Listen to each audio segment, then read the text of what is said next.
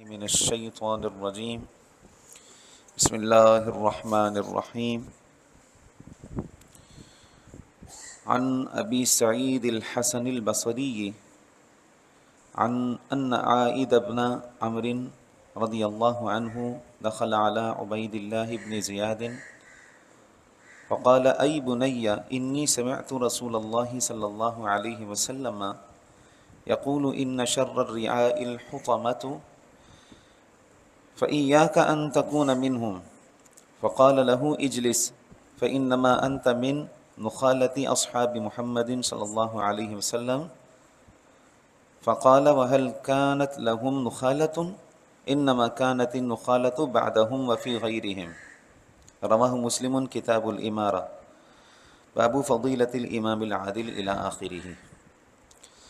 صدق رسولہ النبی الکریم۔ محبت کے ساتھ بارگاہ رسالت مآب صلی اللہ علیہ وآلہ وسلم میں بآواز بلند درود و سلام کا نذرانہ پیش کر لیجیے۔ اللہم صلی علی سیدنا و مولانا محمد معدن الجود والکرم وعلی آلہ وصحبہ وبارک وسلم صلاۃ و سلاما علیک یا سیدی یا سیدی یا رسول اللہ۔ نیکی کی دعوت کا بیان چل رہا ہے، اور اسی سلسلے کی ایک اور حدیث پاک جسے امام مسلم نے کتاب الامارت میں بیان کیا۔ حضرت سیدنا ابو سعید حسن بصری رضی اللہ تعالیٰ عنہ سے یہ روایت ہے، اور وہ اس حدیث پاک کو روایت کرتے ہیں حضرت سیدنا عائذ بن عمرو رضی اللہ تعالیٰ عنہ سے۔ حضرت سیدنا ابو سعید حسن بصری جلیل القدر تابعی ہیں، اور ایک روایت میں ان کی ولادت حضرت فاروق اعظم رضی اللہ تعالیٰ عنہ کے زمانہ خلافت میں ہوئی، اور ان کے والد انہیں لے کر حضرت فاروق اعظم رضی اللہ تعالیٰ عنہ کے پاس آئے تو آپ نے ان کی تحنیک کی۔ تحنیک کہتے ہیں کہ کسی بھی میٹھی چیز کو منہ میں پتلا کر کے بچے کو گھٹی دینا، اور پھر ان کے لیے برکت کی دعا کی۔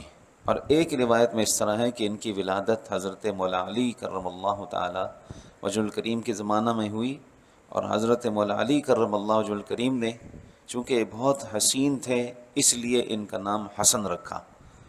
اپنے بڑے صاحبزادے حضرت امام حسن رضی اللہ تعالیٰ عنہ کے نام پر ان کا نام حسن رکھا۔ تو ان کے والد لے کر گئے تو انہوں نے ان کو حضرت مولا علی کرم اللہ تعالیٰ وجہ الکریم نے ان کو گھٹی دی اور ان کے لیے دعا فرمائی۔ بہت بڑے امام، ظاہری علوم کے بھی اور باطنی علوم کے بھی، روحانیات میں بھی بہت بڑا مقام ہے حضرت امام حسن بصری کا، اور انہوں نے کئی صحابہ کرام علیہم الرضوان کی زیارت کی ہے اور ان سے کسب فیض کیا ہے۔ انہی میں سے ایک صحابی حضرت عائذ بن عمرو رضی اللہ تعالی عنہ، ان کا شمار بھی صحابہ کرام میں ممتاز صحابہ کرام میں ہوا کرتا، اور نبی کریم رؤوف الرحیم صلی اللہ علیہ وآلہ وسلم پر یہ ابتدائے اسلام میں ہی اسلام لا چکے ہیں۔ کئی غزوات میں یہ شریک ہوئے، اور نبی کریم صلی اللہ تعالیٰ علیہ وآلہ وسلم کی احادیث طیبہ کے اعتبار سے کتب احادیث میں جو ان سے روایات ہیں تو وہ تقریباً 7 روایات ہیں حضرت عائذ بن عمرو رضی اللہ تعالیٰ عنہ سے۔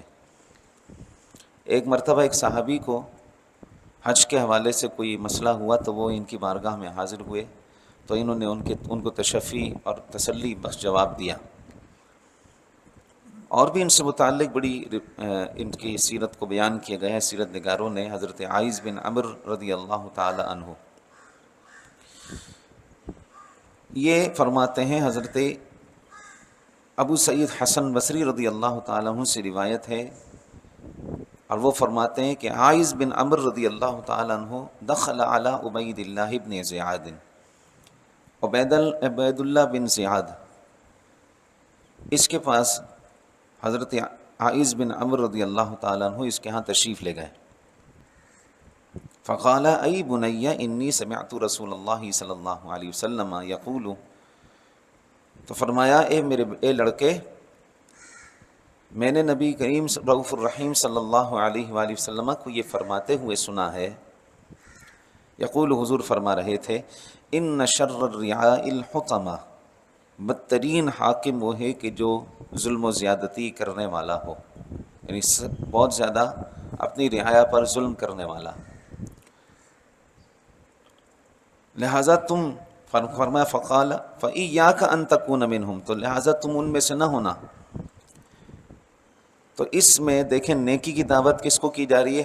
حاکم وقت کو، بے ادب گستاخ حاکم کو نیکی کی دعوت کرنا اس میں۔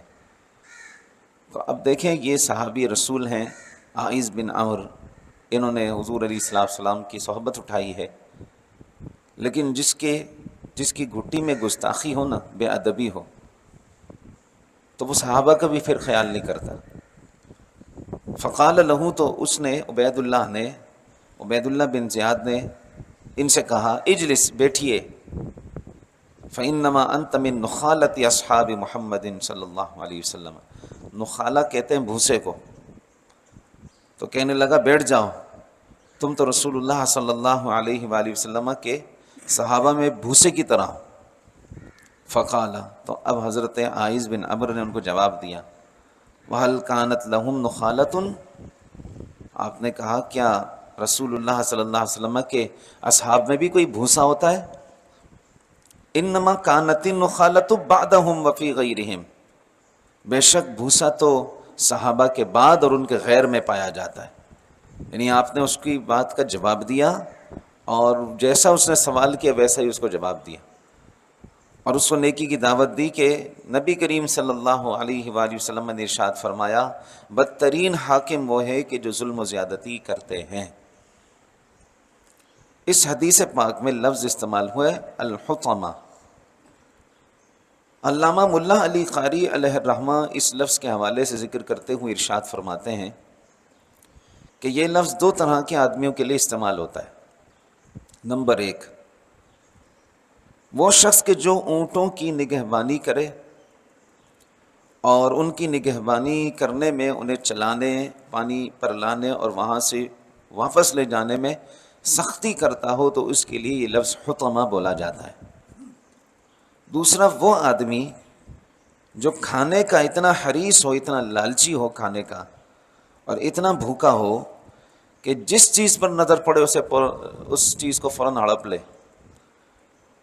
تو حدیث پاک میں اس لفظ سے برے حاکم کی مثال دی گئی ہے۔ تو اب ان دونوں معنی کے لحاظ سے حدیث پاک کا معنی یہ ہوگا کہ بدترین حاکم وہ ہے کہ جو رعایا پر ظلم و جبر کرے اور آزمائش میں ان پر رحم نہ کرے، نیز اس کا نفس جو ہے اس قدر کمینہ طبیعت اور اتنا ظالم ہو کہ وہ لوگوں کے ہاتھ میں جو چیز دیکھے اسے چھیننے کی کوشش کرے، جائیداد دیکھے، مال دیکھے، کوئی بھی چیز دیکھے، اسے ٹیکس لگانے کا جو ہے نا فوراً خیال آ جائے کہ اچھا لوگ اچھا کھا رہے ہیں تو چلو جی ٹیکس لگا دو۔ تو ہر اعتبار سے آزمائش میں وہ لوگوں پر ظلم و ستم کرے۔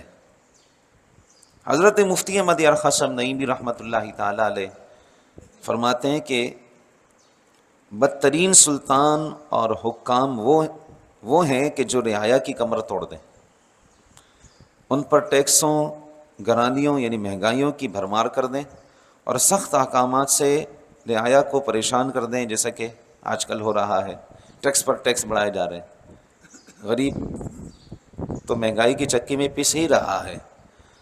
تو ہمارے حکمران یہ سمجھتے ہیں کہ ان سے کوئی پوچھنے والا نہیں ہے، ایک ایک جو ٹیکس انہوں نے ناجائز لگایا ہے اللہ رب العالمین کی بارگاہ میں ضرور پوچھا جائے گا۔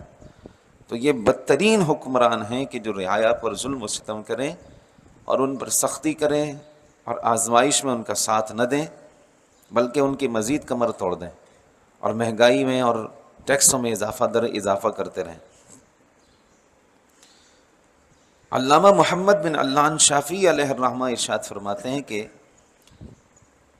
سرکار دو جہاں صلی اللہ علیہ وآلہ وسلم کا ارشاد بدترین حاکم وہ ہے کہ جو اپنی رعایا پر سختی کرے، مطلب یہ ہے کہ وہ حاکم کہ جو عام آدمی کے ساتھ نرمی سے پیش نہ آئے بلکہ ان پر ظلم کرے، ان کے حقوق ادا نہ کرے اور رعایا کی آپس میں ایک دوسرے سے لڑائی جھگڑا کروا کر اور ان کو اذیت اور تکلیف پہنچائے، یعنی یہاں کی وہاں لگائے، وہاں کی ادھر لگائے اور یوں رعایا کو آپس میں لڑواتا رہے۔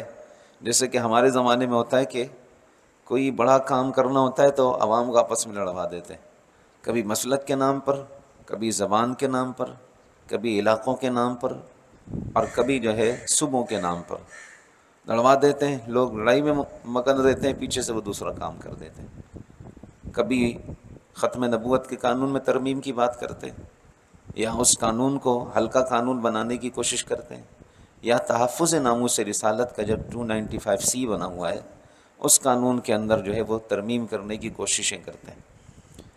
عوام کو دوسری طرف لگاتے ہیں، مہنگائی کا اس قدر بوجھ ڈال دیتے ہیں کہ عوام اس میں پستے رہیں، اور دوسری طرف وہ اس کام کو سر انجام دیتے ہیں، اور یہ سمجھ رہے ہیں کہ ان سے کوئی پوچھنے والا نہیں. ایسی بات نہیں ہے. اللہ سبحانہ وتعالیٰ قرآن پاک میں ارشاد فرماتا ہے فَمَن يَعْمَلْ مِثْقَالَ ذَرَّةٍ، ذرہ برابر وزن، خیرًا یرا، آدمی جان لے گا جو اس نے بھلائی سے ذرہ برابر بھی کیا وہ بھی، وَمَن يَعْمَلْ مِثْقَالَ ذَرَّةٍ شَرًّا یرا، اور شر سے جو ذرہ برابر بھی کیا ہے وہ بھی قیامت کے دن دیکھ لے گا، وہ اسے پتہ چل جائے گا کہ یہ کیا ہے. تو اللہ رب العالمین کی بارگاہ میں جب ذرے کی پوچھ گچھ ہے تو یہ جو اربوں کھربوں روپے انہوں نے ہڑپ لیے ہیں یہاں سے وہاں ادھر سے ادھر، اور ملک و قوم اور ملت کا پیسہ اس انداز میں ضائع کیا ہے، تو یہ سمجھتے ہیں کہ اس سے کوئی پوچھ گچھ نہیں ہوگی. ضرور پوچھ گچھ ہوگی. ہمارا ملک پاکستان اسلام کے نام پر بنا ہے تو اس کے خلاف سازشیں روز اول سے اب تک ہو رہی ہیں، لیکن چونکہ اسلام کے نام پر بنا ہے، اسلام کی اپنی ایک پاور ہے، اسلام کی اپنی ایک طاقت ہے کہ اس کو جتنا دبایا جائے یہ عقل لمحے اور زور سے اوپر آتا ہے. اگلا جو اس کا لمحہ ہوتا ہے وہ اور زور سے اور طریقے کے ساتھ اوپر آتا ہے. یہ دبتا نہیں ہے، نہ دبنے کے لیے اسلام آیا ہے. اگرچہ ہم جیسے مداہنت پسند، مداہنت نہیں، لفظ منافقت ہونی چاہیے یہاں پر، منافقت پسند ہم لوگ ہیں، بالکل ہیں، کہ جب کبھی اسلام کے لیے کوئی مسئلہ ہوتا ہے تو ہم راہ فرار اختیار کرتے ہیں، ہمیں حقوق یاد آ جاتے ہیں، لیکن کبھی ہمارے اپنی جان پر آتی ہے تو پھر ہمیں اسلام یاد آ جاتا ہے. آج دیکھیں کہ فلسطین کے مسلمان کس قدر ظلم و ستم اور جبر و اکراہ کے اندر پیستے جا رہے تھے.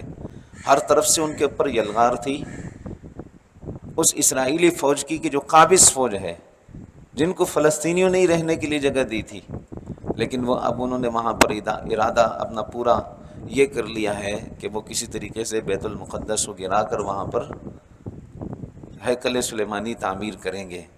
اس تصور کو وہ اپنے بچوں کے اندر اتار رہے ہیں اور ان کو مسلمانوں کے خلاف شروع سے کر رہے ہیں. اللہ رب العالمین قرآن پاک میں ایک مقام پر ارشاد فرماتا ہے وَلَن تَرْضَ عَنْكَ الْيَهُودُ وَلَا النَّصَارَى حَتَّى تَتَّبِعَ مِلَّتَهُمْ، یہود و نصارہ ہرگز راضی نہیں ہوں گے آپ سے یہاں تک کہ آپ ان کے دین میں آ جائیں.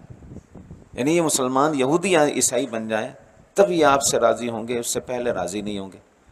تو جب تک کہ وہ مسلمانوں کا خون بہا رہے تھے تو کوئی بھی ہیومن رائٹس کی جتنی بھی NGOs ہیں اور ادارے ہیں ورلڈ کے اندر بنے ہوئے، کوئی حرکت میں نہیں آ رہا تھا. کیوں؟ مسلمان کا خون تھوڑی ہے، نہ مسلمان جو ہے وہ کوئی انسان ہے. ہاں انسان ہے تو یہودی ہے، انسان ہے تو عیسائی ہے، انسان ہے تو دیگر مذاہب کے ماننے والے. مسلمان کا خون نہیں. اب جب مسلمان نے پلٹ کر حملہ کیا کہ مرنے سے بہتر یہ ہے کہ میں بھی کچھ کوشش کر کے مروں، مرنا تو ویسے ہی ہے تو کچھ ایک دو ان کو بھی مار کے مروں، تو اب جب مسلمانوں نے ان پر حملہ کیا تو اب حقوق یاد آ گئے کہ انسانی حقوق کا خیال رکھا جائے.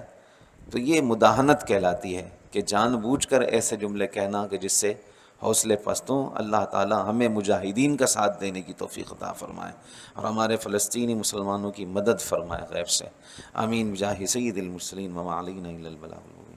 الحمد للہ رب العالمین، الصلاۃ والسلام علی اشرف الانبیاء وسید المرسلین وعلی آلہ وصحبہ اجمعین. اللہم ربنا زدنا علما نافعا وعملا صالحا ولسانا ذاکرا وقلبا خاشعا وبدنا صابرا ورزقا واسعا. اللہم استرنا بسترک الجمیل فسہلنا یا الہی کل صعب بحرمت سید الابرار سہل. اللہم افتح علینا حکمتک وانشر علینا رحمتک یا ذا الجلال والاکرام. وصلی اللہ تعالی علی حبیبہ سیدنا ومولانا محمد وآلہ وصحبہ اجمعین برحمتک یا ارحم.